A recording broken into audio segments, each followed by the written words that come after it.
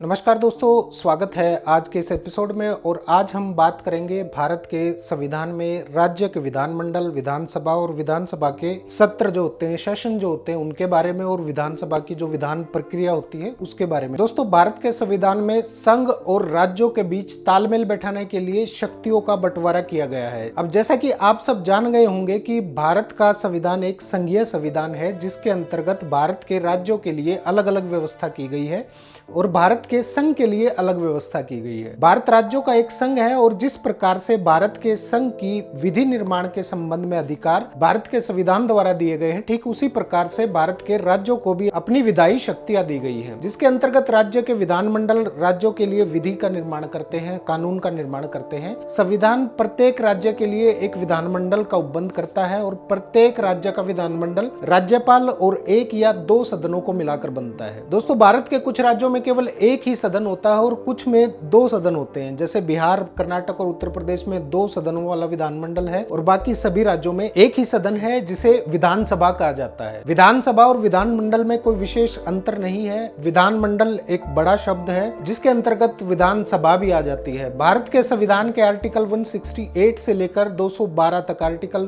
212 तक राज्यों के विधानमंडल के संबंध में उपबंध किए गए हैं। यदि किसी राज्य की विधानसभा इस आशय का संकल्प कुल सदस्यों के बहुमत एवं उपस्थित सदस्य और मत देने वाले सदस्यों के 2/3 बहुमत से पारित कर देती है, तो आर्टिकल 169 के अंतर्गत संसद विधि द्वारा किसी राज्य में विधान परिषद का सृजन कर सकती है। विधानसभा जनता के प्रतिनिधियों का सदन है जिसमें न्यूनतम सदस्यों की संख्या 60 और अधिकतम सदस्यों की संख्या 500 हो सकती है। राज्य में चुनाव क्षेत्र के वयस्क मताधिकारों के आधार पर सीधे मतदान द्वारा विधानसभा के सदस्यों का चुनाव होता है और प्रत्येक चुनाव क्षेत्र की जनसंख्या के आधार पर ही सदनों में सदस्यों का प्रतिनिधित्व होता है। प्रत्येक जनगणना की समाप्ति पर राज्य में विधानसभा के सदस्यों की संख्या के आधार पर निर्वाचन क्षेत्रों का पुनः समायोजन किया जाता है। जनसंख्या के आधार पर राज्यों में अनुसूचित जाति और जनजातियों के लिए राज्य की विधानसभा में उनके सदस्यों की संख्या निर्धारित की जाती है। राज्यपाल एंग्लो इंडिया समुदाय के एक सदस्य को नामजद या नॉमिनेट कर सकता है। राज्य में विधानसभा की कुल अवधि 5 वर्षों की होती है, लेकिन यदि राज्यपाल चाहे तो निश्चित समय से पहले भी विधानसभा को भंग कर सकता है। आपातकाल की स्थिति में संसद द्वारा विधि बनाकर कार्यकाल 1 वर्ष के लिए बढ़ाया जा सकता है, लेकिन आपातकाल की स्थिति के समाप्त होने के बाद काल अवधि 6 महीने से ज्यादा नहीं बढ़ाई जा सकती। भारत के संविधान के आर्टिकल 171 के अनुसार विधान परिषद के सदस्यों की कुल संख्या उस राज्य के विधानसभा के कुल सदस्यों की संख्या के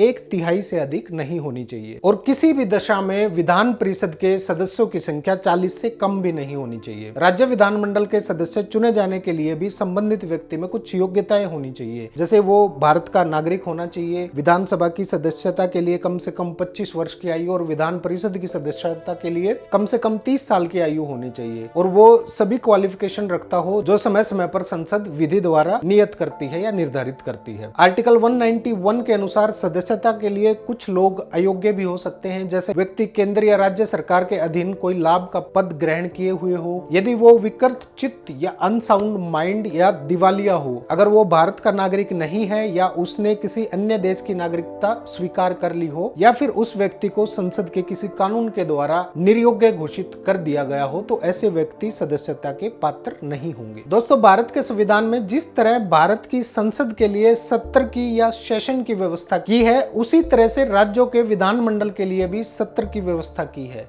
आर्टिकल 174 के अनुसार राज्य विधानमंडल के प्रत्येक सदन को ऐसे समय और ऐसे स्थान पर जैसा राज्य उचित समझे अधिवेशन के लिए आहूत करेगा या बुलाएगा, लेकिन शर्त यह है कि गत सत्र के अंतिम दिन और अगले सत्र की प्रथम बैठक के लिए निर्धारित तिथि के बीच 6 महीने से 6 माह से अधिक का अंतर नहीं होना चाहिए। विधानसभा अध्यक्ष के बारे में बात करते हैं हम। विधानसभा अध्यक्ष जो होता है वो मुख्य पदाधिकारी होता है, या विधानसभा का मुख्य पदाधिकारी विधानसभा अध्यक्ष होता है। उसका चुनाव विधानसभा के सदस्यों द्वारा अपने ही सदस्यों में से किया जाता है और सब अपने ही सदस्यों में से एक उपाध्यक्ष का भी चुनाव करते हैं। उपाध्यक्ष अध्यक्ष की अनुपस्थिति या उसके पद के खाली होने के समय में विधानसभा की अध्यक्षता करता है। जब अध्यक्ष व उपाध्यक्ष दोनों का स्थान खाली हो जाता है तो विधानसभा का सदस्य विधानसभा द्वारा इस प्रयोजन के लिए नियुक्त किया जाता है और अध्यक्ष पद के कर्तव्यों का पालन करता है। अध्यक्ष और उपाध्यक्ष उस समय अपना पद खाली कर देते हैं जब विधानसभा की सदस्यता सत्ता समाप्त हो जाती है।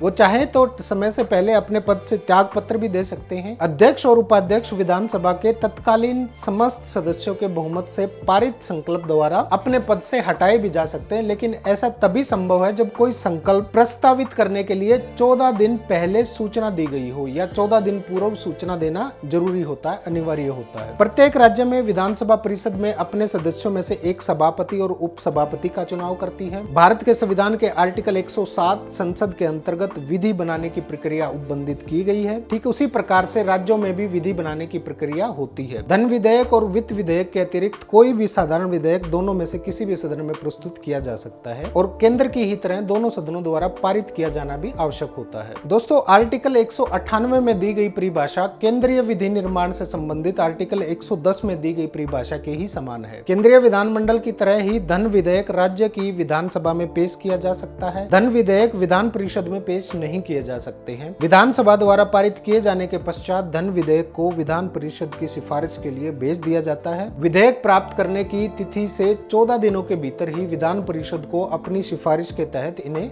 अवश्य लौटा देना चाहिए या अपना वापस कर देना चाहिए, और ये विधानसभा पर निर्भर करता है कि वो विधान परिषद द्वारा की गई सिफारिश को आंशिक या पूर्ण स्वीकार कर ले या उसे स्वीकार ना करे। और जहां पर विधेयक राज्यपाल द्वारा राष्ट्रपति के विचार के लिए आरक्षित कर लिया जाता है, वहां पर राष्ट्रपति के पास उसके संबंध में 3 रास्ते होते हैं। या तो वो विधेयक पर अपनी स्वीकृति दे देंगे, या उस विधेयक को रोक देंगे, अपनी स्वीकृति नहीं देंगे, और यदि वो विधेयक धन विधेयक नहीं है तो वो उसे पुनर्विचार हेतु राज्य के विधानमंडल या सदनों को भेज सकते हैं और कुछ अमेंडमेंट करने के लिए सलाह दे सकते हैं। राज्य के विधानमंडल को उस विधेयक के प्राप्त हो जाने के पश्चात 6 महीने की अवधि के अंदर अवश्य विचार करना चाहिए। यदि वो विधेयक सदनों ने दोबारा उसी रूप में संशोधन सहित वापस कर दिया तो ये राष्ट्रपति पर निर्भर करता है कि वो चाहे तो उस पर अपनी अनुमति दे सकते हैं।